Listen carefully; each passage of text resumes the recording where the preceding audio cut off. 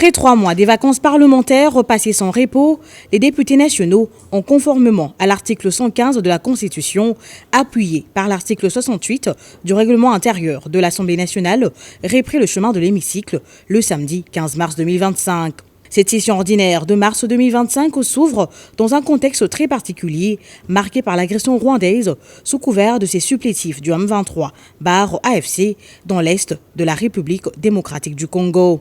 Préoccupé par cette situation qui a endeuillé de nombreux Congolais, le président de l'Assemblée nationale, le professeur Vital Kamerhe, est revenu dans son discours d'ouverture sur le périple diplomatique engagé par la Chambre basse du Parlement en droite ligne avec l'action du président de la République, Félix-Antoine Tshisekedi Tshilombo, et en appui aux efforts du gouvernement pour le retour de la paix en RDC. C'est ici l'occasion de saluer le courage et la bravoure de nos forces armées qui luttent sans relâche aux côtés des patriotes Wazalendo pour défendre notre patrie. Cet hommage serait incomplet s'il ne souligne pas la détermination et l'engagement personnel de son Excellence, Monsieur le Président de la République, Félix-Antoine Tshisekedi Tshilombo. Nous sommes tous témoins des ressources engagées et des efforts déployés sur divers fronts pour restaurer l'intégrité territoriale et protéger les populations civiles contre la barbarie de l'agresseur et les multiples violations des droits de l'homme dans les territoires occupés. L'Assemblée nationale s'est employée vigoureusement à travers la diplomatie parlementaire. À ce titre, nous avons obtenu de l'Assemblée parlementaire francophone, réunie à Montréal en juillet 2024, la condamnation de l'agression rwandaise contre la République démocratique du Congo. Ce principe a été défendu et réaffirmé à l'occasion de notre participation à la réunion du comité exécutif de l'APF tenue à Canton, au Vietnam, en janvier 2025. En outre, nous avons obtenu du Parlement panafricain l'adoption d'une déclaration de solidarité pour la cessation de la guerre en République démocratique du Congo. Le périple diplomatique engagé par l'Assemblée nationale nous a conduits à rencontrer nos homologues de la France, de la Côte d'Ivoire, de l'Égypte, de la Mauritanie, du Ghana, du Maroc, de l'Afrique du Sud et plus récemment d'Israël. Toujours dans la recherche du retour de la paix en République démocratique du Congo, le professeur Vital Kamerhe a salué la solidarité manifestée par plusieurs pays et organisations internationales qui ont condamné cette agression rwandaise sur le sol congolais. À ce titre, ici est de souligner l'adoption par le Conseil de sécurité des Nations Unies de la résolution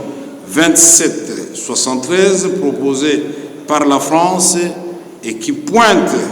nommément le Rwanda comme force d'agression en RDC. Dans la même perspective, il y a lieu de saluer les actions diplomatiques de la Belgique, autant que celles du Canada, de l'Allemagne, du Royaume-Uni, des États-Unis et plus généralement de l'Union européenne, qui témoignent de leur volonté à soutenir le peuple congolais dans le rétablissement de la paix et dans la préservation de son intégrité territoriale. Sur le même registre, il est important de féliciter les efforts diplomatiques des pays de la sous-région, notamment ceux de la SADC et de l'EAC, qui sont engagés aux côtés de la République démocratique du Congo pour assurer une paix durable dans le cadre du processus de Luanda et de Nairobi, pilotés respectivement par les excellences Joao Lourenço, président de l'Angola, et Uhuru Kenyatta, ancien président du Kenya.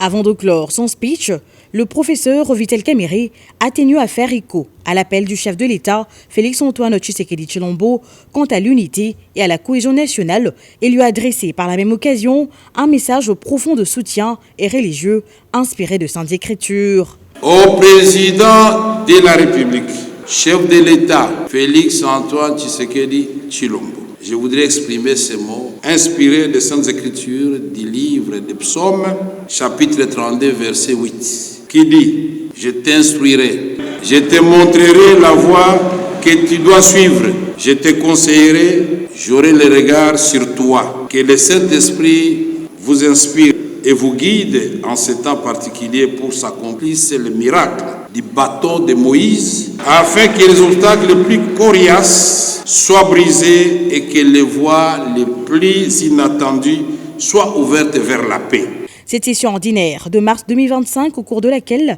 beaucoup de propositions de loi seront examinées, servira également de cadre aux élus nationaux pour initier de réformes ainsi que faire des recommandations utiles pour le retour imminent de la paix en République démocratique du Congo.